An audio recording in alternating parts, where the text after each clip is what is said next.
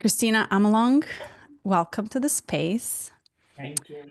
I am honored to interview you for this podcast, and your book just came out last year, and you have gifted me the chance. Oh, this year. Was it Yeah, yeah. this? Just May 27th. Yeah, it's only been 2.5 months. Oh my God. I don't know why I thought it was 2024 somewhere written here, but maybe I just misplaced it. Wow. So book just launched 2 months ago. hmm Well, okay, well, how are you feeling about having it after that many years of writing, collecting the information, and now seeing it in a format that is to be shared to the world? Well, I mean, mostly it feels fantastic, and we worked very hard to write a wonderful book.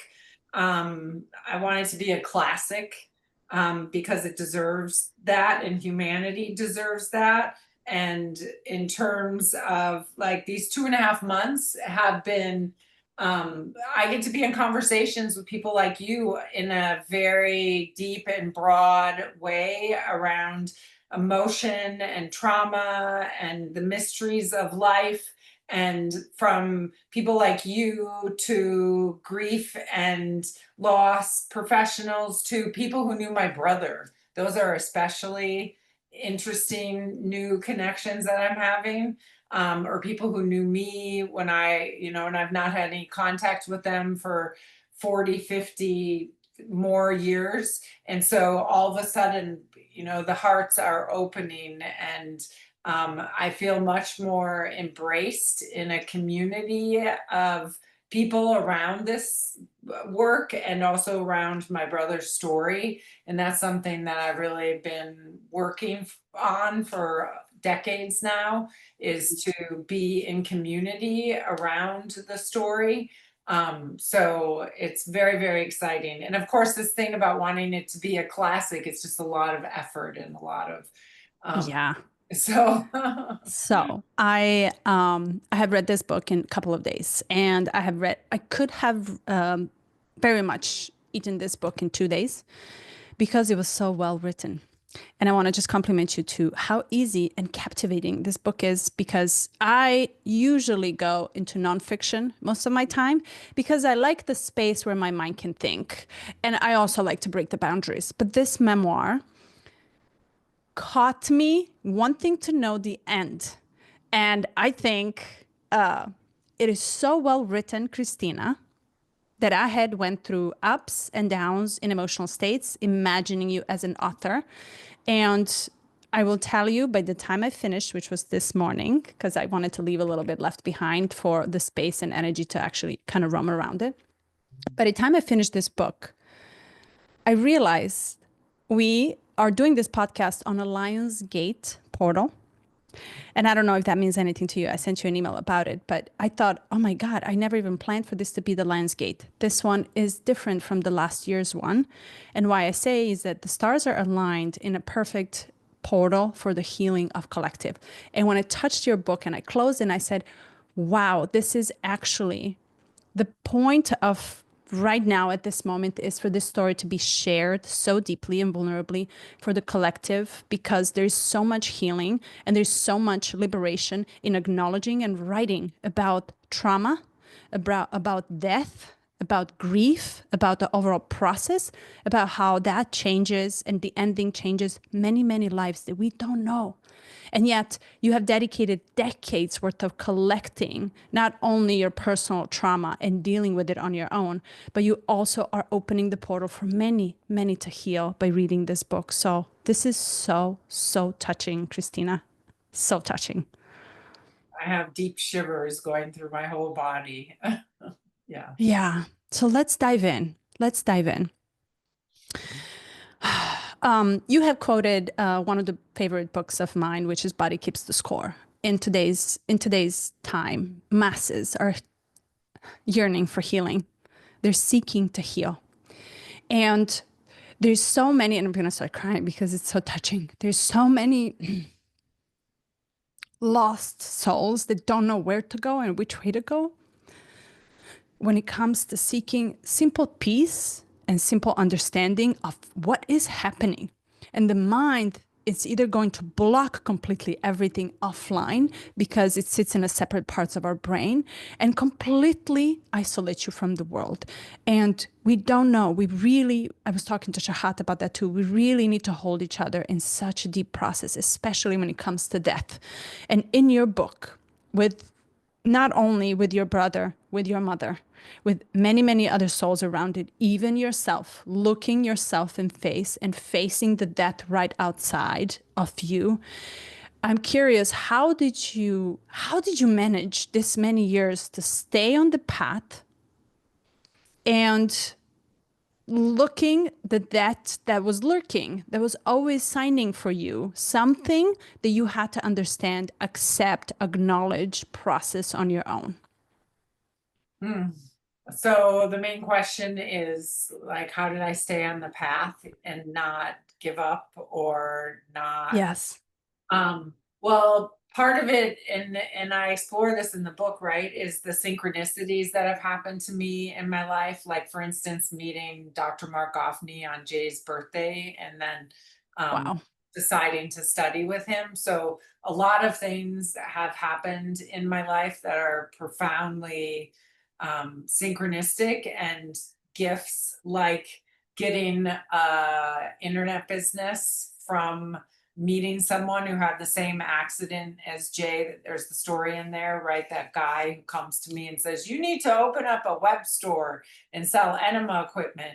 I just wouldn't have thought of that on myself, because in colon therapy school, they teach you enemas are, the evil twin, and you shouldn't encourage around them. So certainly part of it is however synchronicities work, or however Jay is influencing my life or the cosmos, and also just for me, part of it is like the pain, right? So a lot of pain and alcoholism and drug addiction and just wanting to get out of that pain. So that's part of it. But then also the questions around, how could someone see their future? How could someone be okay with dying? And for myself, and then, partly going a little bit back, the reason that I was even being a colon therapist is because I had my own chronic illness.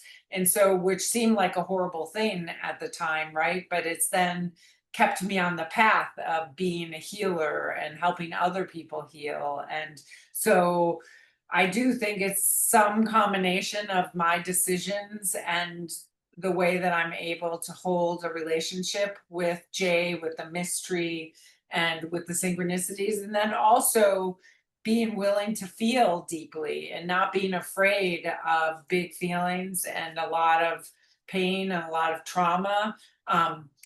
Like I said a little bit, like I was in so much pain that I had to get out of that pain. And then luckily I had good people who said, you need to go to treatment, and who made me go to treatment, right?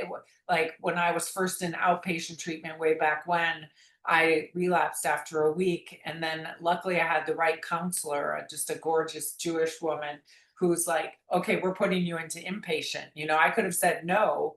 But I also, because my mother struggled to take care of me, I liked it when people would take care of me. So being willing to receive other people's caretaking. So it's fun to just riff off this, right? Because there's a lot of elements. Being willing to receive people's caretaking, but then also doing the work once I get into those spaces, and then having a big drive for adventure. I think that's part of it too, because when you have a big drive for adventure, you want to go out in the world. And from there, I met someone who taught me peer counseling, and then I did that for 20 years. And so to have access to friends who will set a timer and take turns listening. I'll give you 20 minutes, you give me 20 minutes, and to be able to do that every single day, sob really hard and feel great about it. And some things take a lot of work to get through, or to even not, you don't get through them, but you become at peace with them, and that it's effective to feel your pain. And because we have so Yeah. many mechanisms inside of us, it's like no, no, no, no, no, right? Yeah. So really learning. So there's a taste of how I Yeah. this path. Yeah. And if I may, I'll just go backtrack from the beginning of what it happens and to summarize it from the reader's perspective. And it's you're talking 40 years worth of life in 200 pages. It's very hard to actually explain in the words that are limited such an experience that it's so profoundly carrying through you in your life, in your energy, in your heart. And he actually directs your life as well for the rest of your life and being here. So your brother was killed in the accident at the age of 13, and he knew he had a premonition after at that time. We're talking back in 1960s, early 1960s or 70s. No, he was killed in 1981, and so 1981. started having his premonition like in the beginning of 1980. Yeah. And this was after, in the midst of hippie era where the drugs were available even at the early age. So until the end of the book, you explained that this may have been the premonition he had after using LSD as a psychedelic. And he was very fine with it. This exact fact seems to be healing for many, many of his friends, many, many of people that actually knew him personally, had spent time with him, and almost as a relief of their trauma that they had carried for decades after his death. But I'm curious about something. This was shock for you because you were also very young, and you just said earlier you needed to be taken care of, and because you have not been taken care of. Your mother was in shock. Your entire family was in shock. Nobody knew how to deal with such a shocking information. And you only had yourself to come back to you.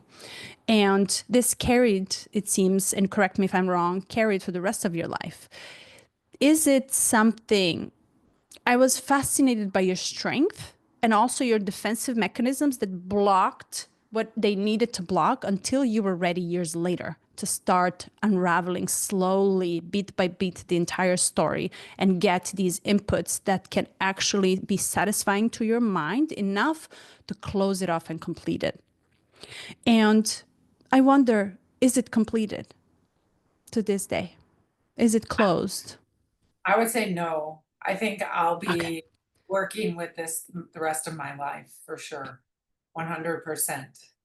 Yeah. Like for And instance, one of the reasons I know that for a fact is um I publish through She Writes Press, and so I'm in community with other authors, and just this week um to write reviews because we help each other with reviews on Amazon, which are super helpful to books.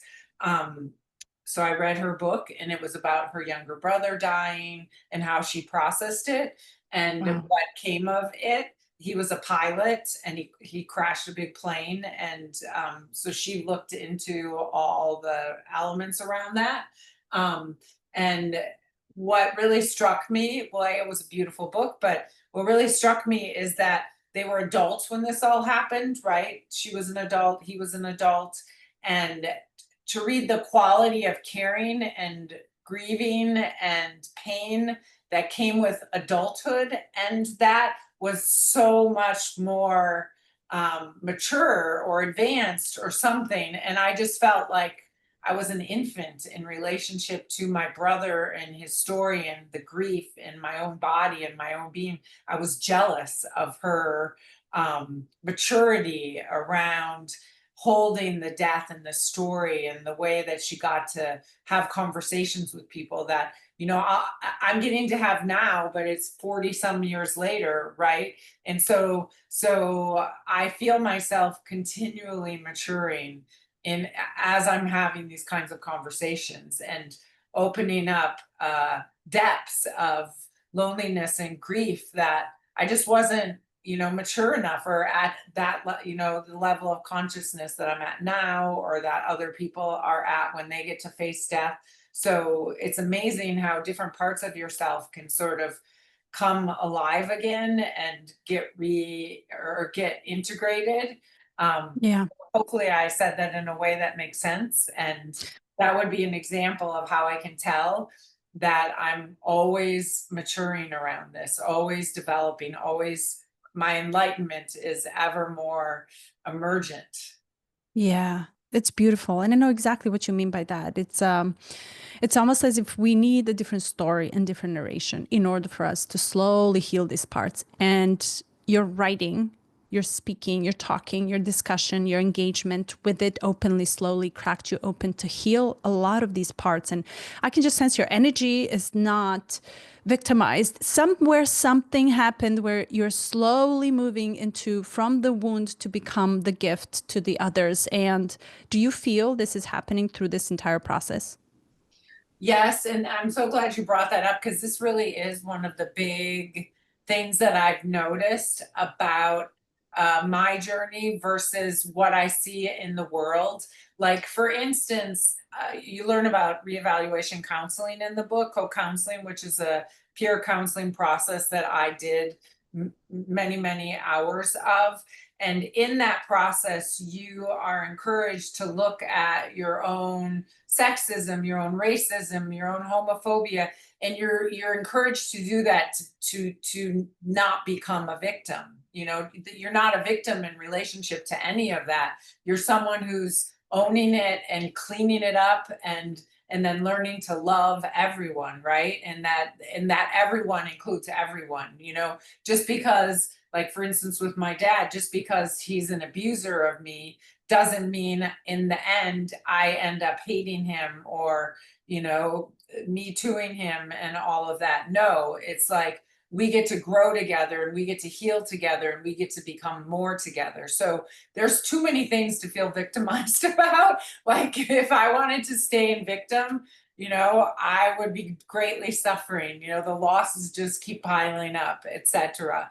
And so I just, because it's a cosmic story, you know, it is beyond this lifetime. There's nothing to be victimized about, right? Mm, So that is, yeah, I just want to invite everyone to get beyond the victim. Yes, we need to heal. Yes, we need perpetration and abuse to stop and everyone to be called to account, but we all, including the perpetrators, including the victims, get to hold hands and move forward together. So, yeah. And I'll add to that, it's also there's massive encouragement in this story to speak, an invitation to tell it, to say it. And it almost seems like unless you've asked all all people actually that were affected by this tragedy, unless you've asked, they would bury the story inside. And burying the story inside, and per Dr. Gaffney's teachings, is like the story matters. And not only the story of value, every story has its own value. And when you start opening it up and you're opening this cave for the light to come in, something magnificent happens when people relate. And they relate to the depth of the part of us that is what we call dark, heavy, painful, full of suffering, full of suffocation almost, full of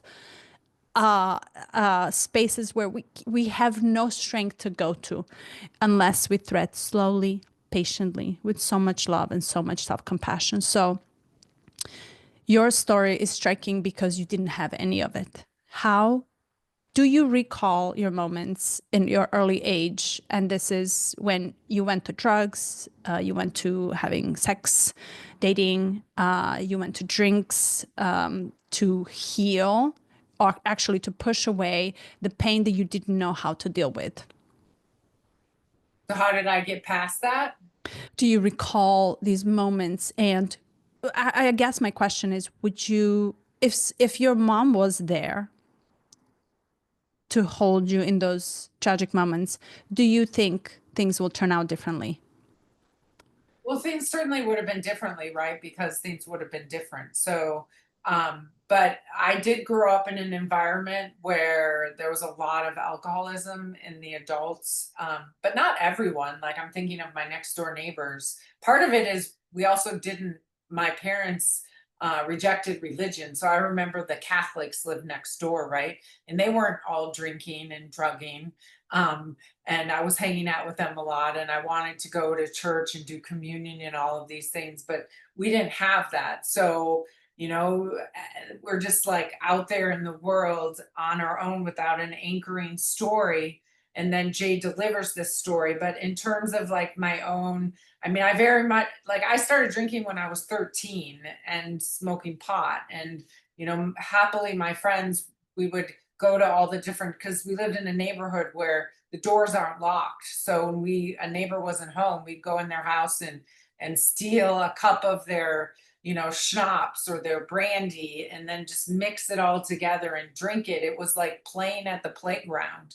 And so for me, yeah, like it was just like, so started by the time I was 21, I was just the addiction was so strong and so compelling. Like from the moment I woke up, I wanted to be using drugs and alcohol, and it just hurt. It hurt my body, it hurt my soul. And also with that, I had a message that no one loves me, I'm the worst piece of shit in the world. There was, a big part of why I have to write about the sexual abuse in the book is because even in order to get to be able to tell these stories, I had to understand why I hated myself so much and why I felt like no one loves me and everyone hates me. So now it's all synthesized inside of myself, but it was definitely stages where you have to like when you say what Dr. Mark Offney says, that we all are living a sacred story and our sacred autobiography matters deeply to the whole of the cosmos. Well, in order to even consider that, you have to believe you're a person worthy of considering that. So for me, I had to do that work in order to start understanding that in myself instead of just feeling so unwanted. And I was conceived to two young people who shouldn't be having babies. Yeah. As you find out in the book, my mother would have aborted me if she had access to abortion. And so to feel that deeply unwanted, and then so I'll pause Yeah. there just because it's did I Yeah. answer your question? Yeah, and I keep coming back to that young age, and the message for whoever is going to read the book and listen to this podcast is that at that age you really don't know what to do, where to go, what is happening. You have no comprehension of the shock, the body, the nervous system, the closure, the contraction, complete like offline parts of the brain that are automatically, unconsciously happening to protect you from almost dying off in such pain. Right, exactly. And this is not to be the excuse for any type of behavior in early age, but you have this innocence in life that you brought in the book that to me, it touched me so deeply because it's not like you chose it. Let's just talk in a terms of 3D reality and the physicality of Earth life. It's not like you wanted it. It's not like it happened to you directly, but you took all the pains for you. And you also needed to create a story in your head in order for you to offline and shut off all these parts. And you didn't know where to go rather than running away from it. This happens all the time. And if the message is just this for the audience to say, what would the message be for the young adults not knowing how to deal with vastness, shock, and so much pain and heartbreak? What would your message be just for the youth, in this case, Kristina?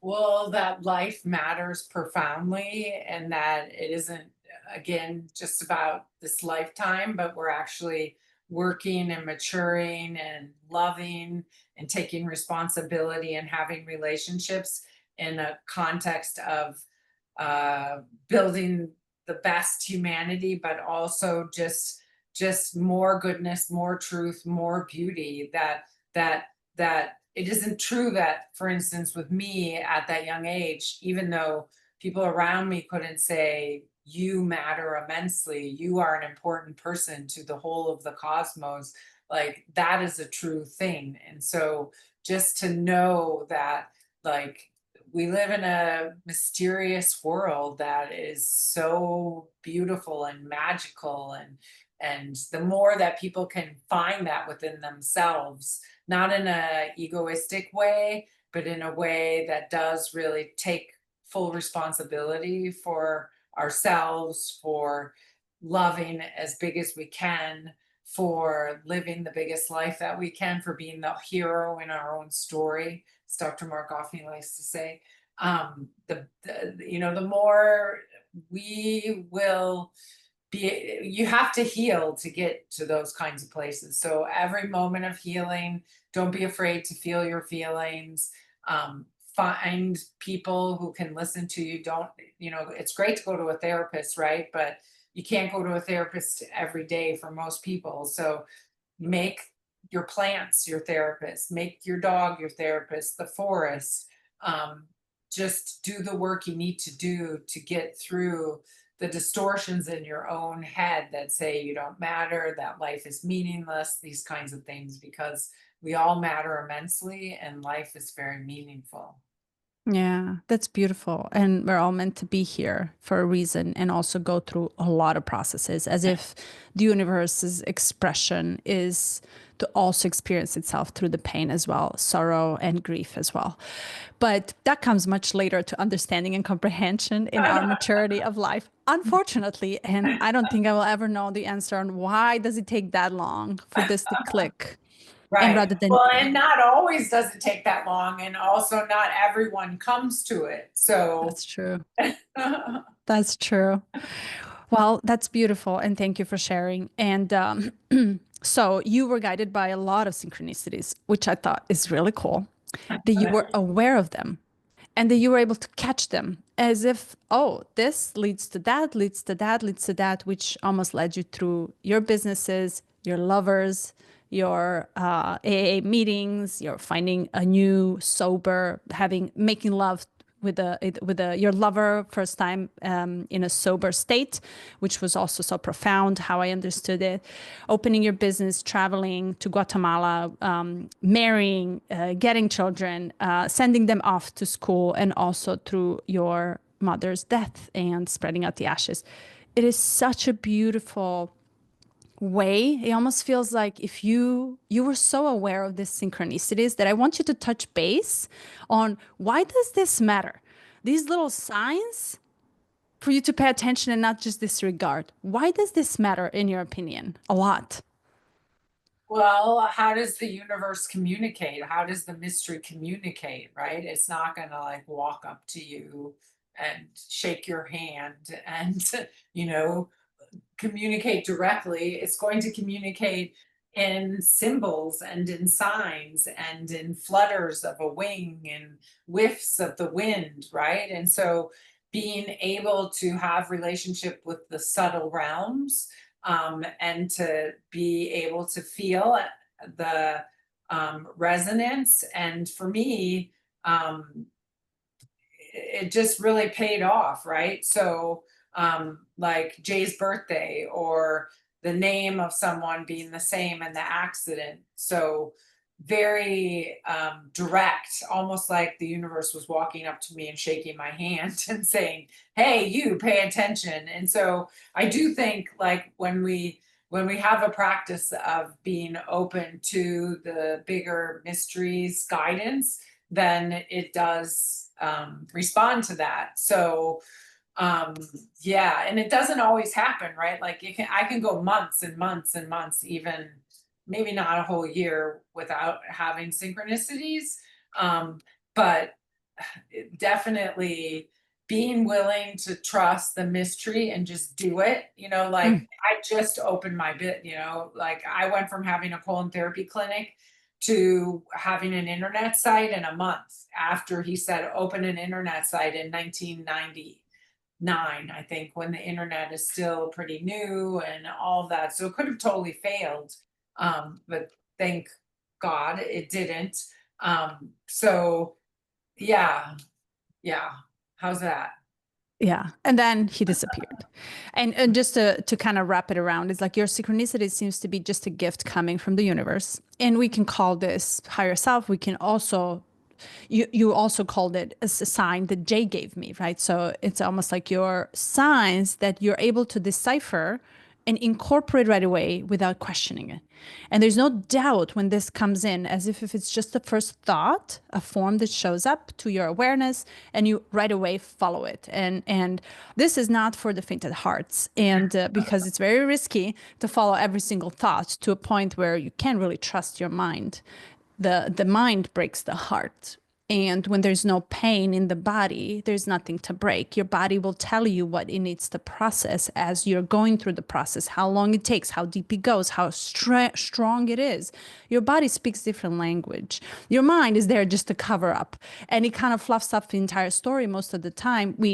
Do you believe your thoughts most of your time, or do you just believe some subtle level of nudging that it's guiding you through life? I think it's more the subtle level of nudging and also external qualities happening. For instance, you'll appreciate this story. So like 5 years ago, or yeah, a number of years ago, after I went to the mystery school, I had Petrus, who I guess wasn't there this last one. He had stepped on my foot on the last night at the dance party. And the next day I could not walk, but I had to fly out. And so I showed up at the airport and I'm really hobbling. And I wait a really long time for a wheelchair.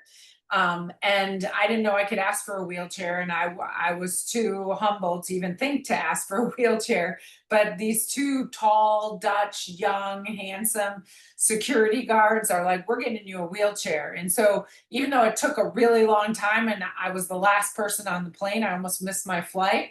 I waited for the wheelchair, and then these two guys, they raced me through Schiphol Airport as I'm in the wheelchair. And we're talking as we're going through the airport, and it's quite a long ways. It must have been like 12 minutes or something like that. And I find out it's the one guy's birthday. And I say, let's sing you happy birthday. And so as we're running through Schiphol, we're singing him happy birthday. And his friend is so delighted that he gets to do this. And he's so delighted that he's getting happy birthday sung to him. And then we get to the plane and I have to give up the wheelchair. And the one guy whose birthday it is, in this process, I've also told them I've just been at this mystery school and I'm telling them all about it. And as we're walking on the airplane, he says, I know these people that you know.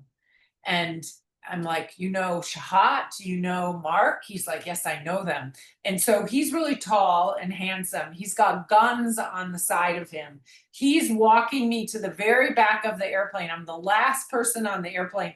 Everyone is turning and looking, and then right when we get to my seat at the very back of the plane, he says, I'll put your luggage up here. So he lifts up my luggage, he puts it up. I go in my seat. There's two people in the seat, at two or one, maybe there must be two, and I'm at the window because I love looking out the window, and he leans over after he puts my luggage up and he gives me a kiss on the lips. On the lips, and the whole airplane bursts into an and so that would be a very explicit example of like, and often it happens like this. James Finley, he taught me about this intersection between trauma and spirituality, where I hurt my foot and I needed help, and then I just trusted some qualities of experience, of feeling, of their qualities. And I ended up having just this gorgeous experience. And then I went back to Shahad and all these people, and I'm like, who are these tall, handsome, 20-year-old Dutch guys? And they're like, we don't have any tall, handsome, 20-year-old Dutch guys. And so to this day, they're both kind of like these angels who came out of nowhere to just love me and take care of me. And so you never know how the synchronicities, the magic, the cosmos is going to speak to you, but it's kind of like a couple qualities, like not being victimized by suffering and injury or whatever. Because I got off that plane and I walked off that plane and I was fine. Interesting. That was another part of the story. Right? Wow. On the plane, I had a healing, and through that kiss. And so I'll never forget that story or that moment. But this being willing to follow where your pain is leading you without being a victim, having confidence you'll get through it, that it's not ruining your life, that there's gifts within Barbara Marx Hubbard coined the term, and it's in cosmoerotic humanism. Our crisis is a birth. And so looking for the birth that's waiting to come out of every crisis, instead of, kind of putting on more armor about I'm a victim and this is horrible and my foot is never going to be okay again. And, all of those things. So there's a story to kind of highlight what we're talking about. Yeah. And when you say this armor, it's almost like this armor is on automatic and it just compounds itself and layers on the top, on the top, on the top, because it's easy. And I almost think it's like when in doubt, you zoom out and you see the bigger picture. We need a different perspective and different story or different understanding that this has a meaning that we cannot maybe comprehend. And what you're saying is really interesting because you follow the pain. And you followed the pain because almost as if you were ready and you had a capacity to handle it. It took you years to do it, but it also took you years to experience what it feels to run away from it. So when in this regulated nervous system state, by default, our entire system and mechanism shuts off. And this is exactly what made me cry in the beginning. Is like, like we really need to, we don't need to understand always why, what, when, why. We need to know how. And this how doesn't come, downloaded to us. It actually comes through experience, and it comes through a different set of ears for different set of information listening. It comes with inner trust. It also comes with the trusting other sources. Like you said, you're directly impacted by the environment you are sharing with the information coming your way, not only through the words and books, but through the energy. You trusted a stranger who kissed you in your lips. Yeah. And you will never know why. Your brain can never comprehend why, but there's an almost sense like there's a trust to the overall story that it's just a puzzle to the overall healing. Exactly. Yes, exactly. Right. That's so cool. So, okay, so let me ask you this. If you followed the pain, and in book, Kristina, you outline a lot of raw feelings and a lot of truth and a lot of transparency of processing grief without knowing how to. And I really just want to honor and respectfully compliment your way of being so raw in the world where we're hiding rawness, and especially in the world where in online field and even in a physical offline field, you are to be crucified by any single thing that you want to expose yourself with vulnerably, and as if you're opening your wounds for everybody else to put the salt on. But you must have trust. You must have trust inside of you. And can you speak about where did you find and source that trust within to do such thing and open yourself up so raw and so vulnerably to the whole world? Well, certainly starting with the 12-step program, that was a process and a meeting of people that I got to start telling my story. And the whole structure is to listen and to support and to not judge. And then, and I was in the 12-step program for a couple of years. And then from the 12-step program, I discovered, well, first of all, Nina Hazen, who's in the book, a friend who basically, I showed up at her flat in London and I was just sobbing. And I think it was 2 hours that they just listened to me sob. And the difference between how I felt before I did that 2 hour sob and after, that had me sold. Like, oh my God, when you cry really hard about something, someone can pay attention to you in a relaxed way where they're just like, got any more in there? Got any more? Like the difference in the before and after, just like, wow, give me some more of that. And so then, as I said in the beginning, when we first started talking, I was in that peer counseling community for 20 years. And so I've had the great honor and gift of being listened to well. So a big part of it is you got to experience it, right? And that's why I'm encouraging people, it's not just about having a therapist. It is about figuring out how to weave the therapeutic processes into your day-to-day life, not in a way, again, that is like self-absorbed, but in a way that you're reaching for the bigger and bigger heart, and the more and more trust and all of that. And so that definitely, I think, responds to your question. And then I want to say one thing that about a gift of all of this, and I've been feeling this a lot with you. It's like there's a big difference between me being over here and my body and you being over there and we're just having a conversation, versus like this feeling like we're inside of each other, right? And we're inside of this field and we want to lean in deeper, and we want like, oh, like, and Mhm. like, just like, again, Dr. Mark Goffney talks about, Eros and the field of value and all of that, and the interior, and how that's so important. Like, I now, because of all of that, I feel like you and I are one thing, and it oscillates. But to have that kind of intimacy, it's just what I've always craved, right? In my whole life, is to be able to access deep intimacy with you, with the flowers, with everything. So that's Yeah. that's how we'll respond. And that's so beautifully said. And you're touching base on something that I have a very big passion for, also fascination, is that, we have a set of ears, but yet we only use our mouth. We ask the questions that are self-centered most of the time, and I'm really generalizing here, but we don't really have a capacity to hear deeply and attune into someone else's energy. And I'm hoping we're actually evolving consciously to that set of collective where we are capable of tuning into the story and being together in the moment of creation.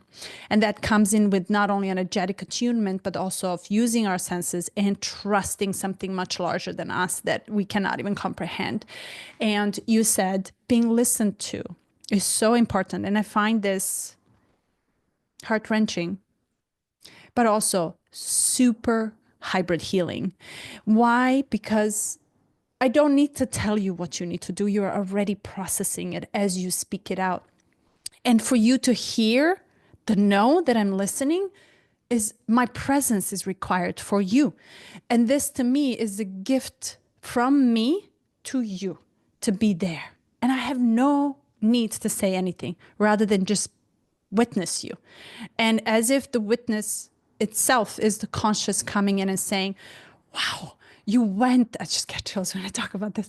You went through that experience. And I cannot even comprehend it in my body. What can that feel like? And the you and I and everybody else around us comes with exact, unique, never to be repeated again sets of unique values to be shared.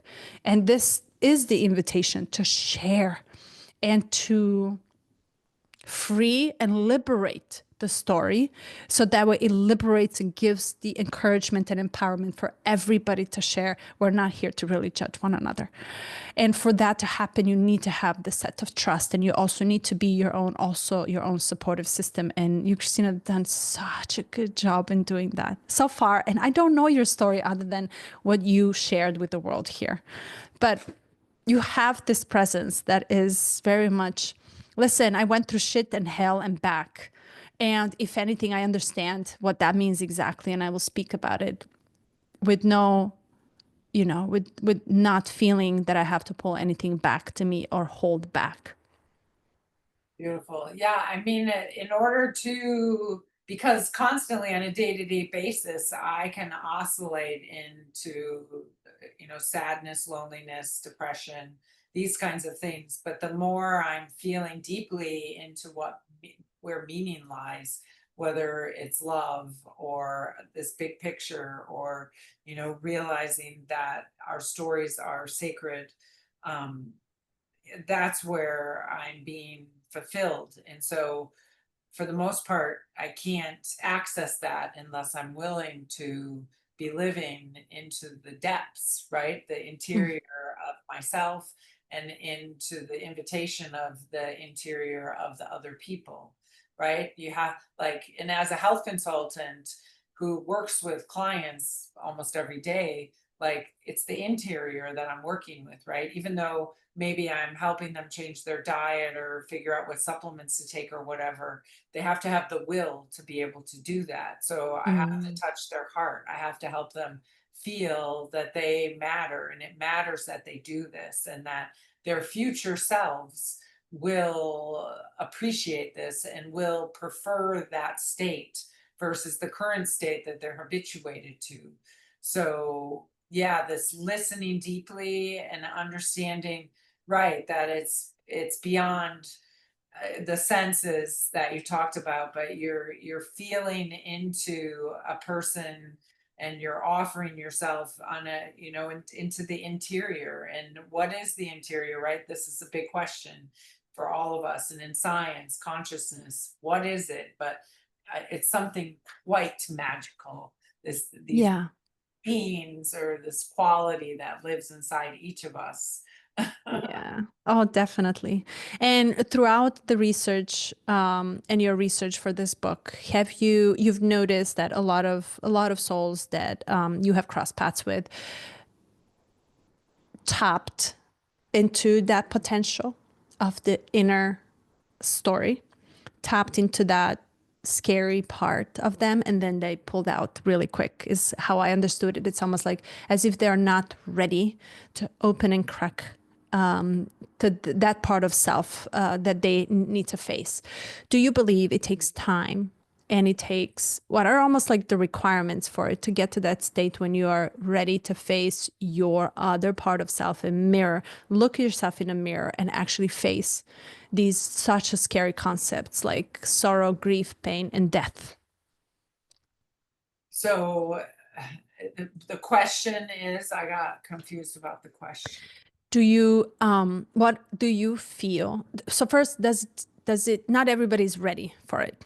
Or they've been trained out of it. One thing I want to say is, just sadly, like for instance, that scene in the book where Jay has just died, and my mother's mother, my grandmother, comes to the house, and my mother is holding on to an item of Jay's clothing, and my grandmother takes it away from her. Her son has been dead an hour, and says, "Stop it! You can't do that." Right. And so there's so much external pressure for one reason or another, not because humans are bad or fucked up, as a lot of people like to say, but because of poor training, or whatever. And so like, we how to get the encouragement to trust the process and to be willing to do the work. I think, like I said, because I got sick of the suffering, you get sick Mm. of the suffering,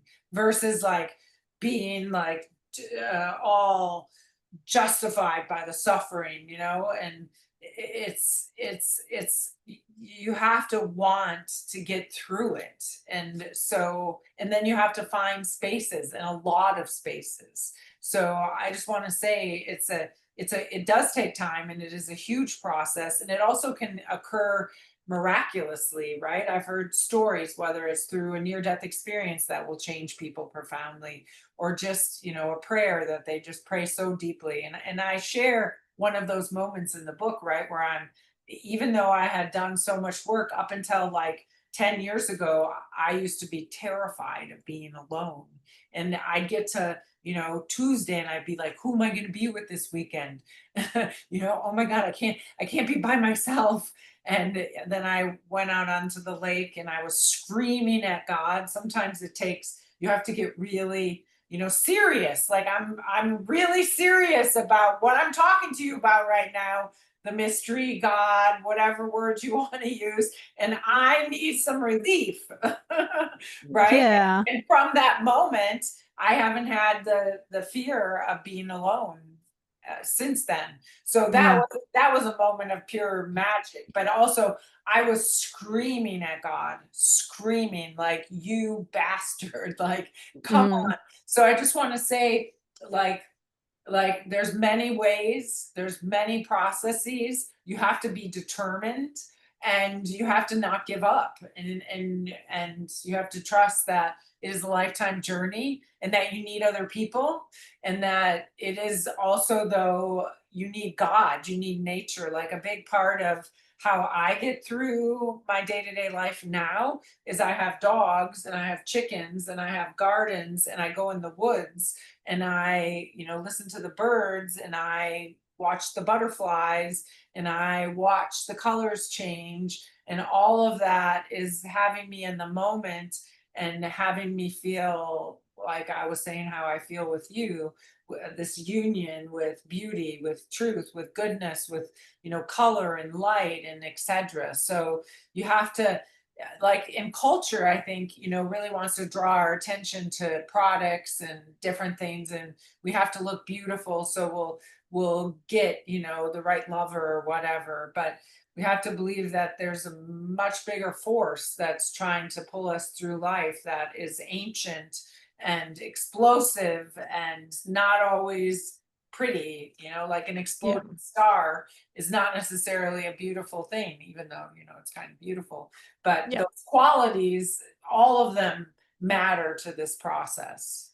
Yeah, I would agree. And you said something that I just wanted to touch base on as well. It's like you said, emotional release. It's like as if you stick with the process long enough, as if it's I like to think of it as a chemical process in the body. There's a chemical disbalance that is trying to balance itself out, and it does take time. It takes its own process. Sometimes comes in bursts, in this like panic moment. But if we are able to learn how to sit with it and allow it, if it hurts, notice it in the body, noticing it and coming back to the present moment, it's okay, because I know it will end. As long as mind knows it will, it's not the agony for the rest of your life, because that's how it thinks. The mind thinks it's the end. The mind thinks and wants to help us survive.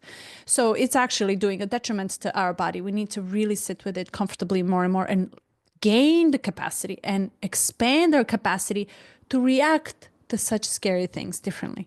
And that's what you said. You're reacting now to everything around you differently because you know better. And your mind is doing what it's doing. However, there's an understanding of how you need to now approach such scary concepts in life, because they are scary. And we, to this day, after thousands of years of conscious awakening, we're still deadly afraid to talk about the end, the dying, because we don't understand it.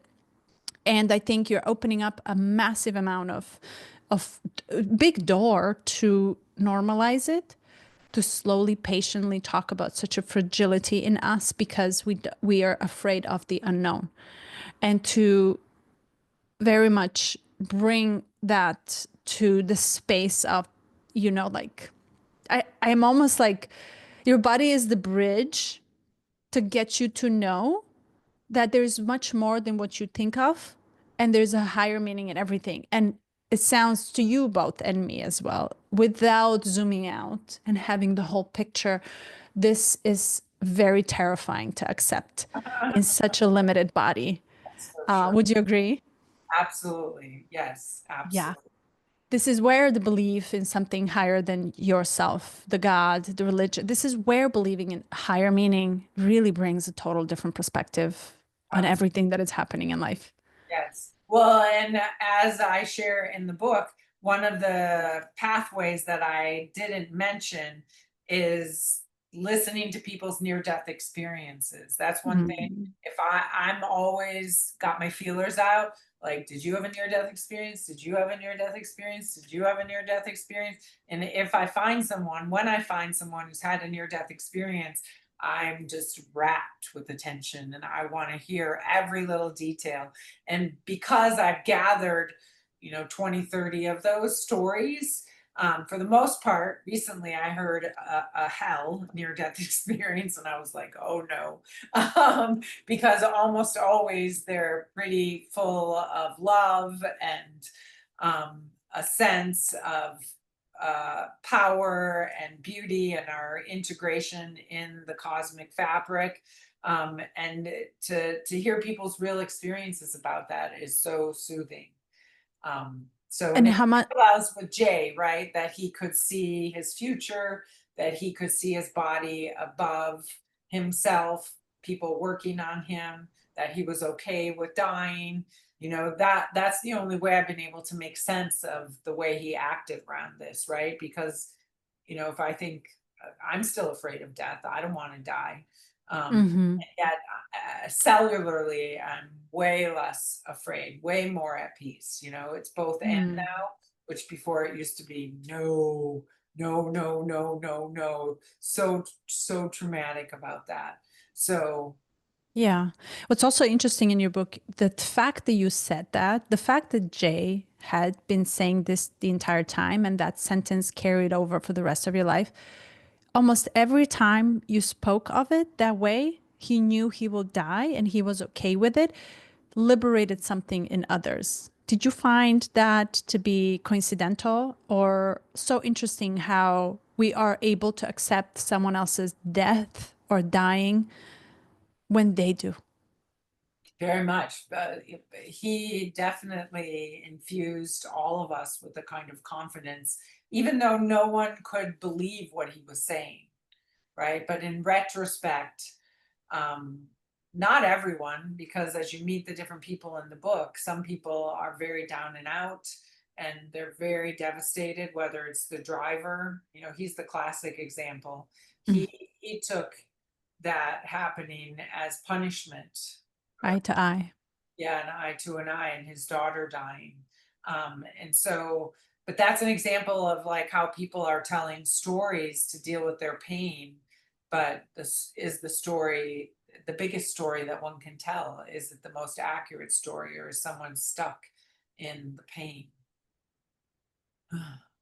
So Oh, I know there's a couple segues in there. yeah. I found it very, very interesting that when we see others and giving us an example of full acceptance of the ending, something in us liberates that fear that we hold on to so frantically for life.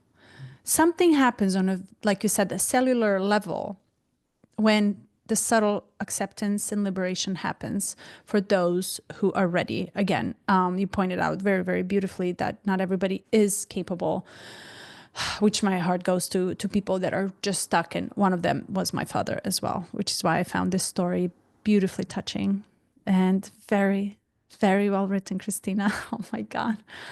So it's an hour. I just want to check in with you. How are you feeling? This was beautiful conversation.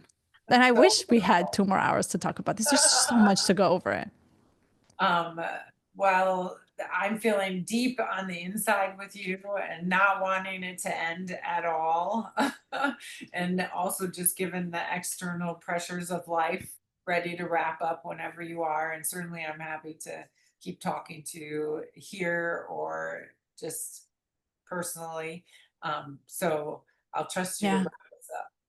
Yeah. I just want to thank you. This was beautiful. And just know, and I want to share one more thing for the last is like we never know, and maybe we're not supposed to know how we affect others by being an example.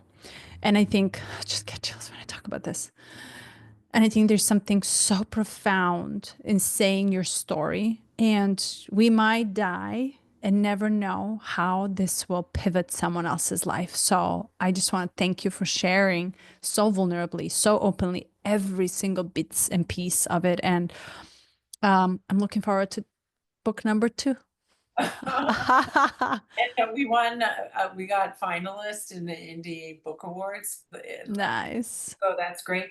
And also we reached 50 reviews on Amazon this week. So Nice. if you or anyone in your audience is willing to go on Amazon and review the book, it really helps. And so I am just so very delighted to have this connection with you because this is a perfect example of what this book is giving me, what Jay's Yeah. story is giving me is deep connections with people like yourself. And I just feel my heart is full with you right now. So thank you. Same, same, same. Thank you so much. Sending you a lot of love. Thank you so much. Bye, Kristina. Bye Bye. now. Thank you, Malika. Talk to you soon, I hope. Bye. Yes.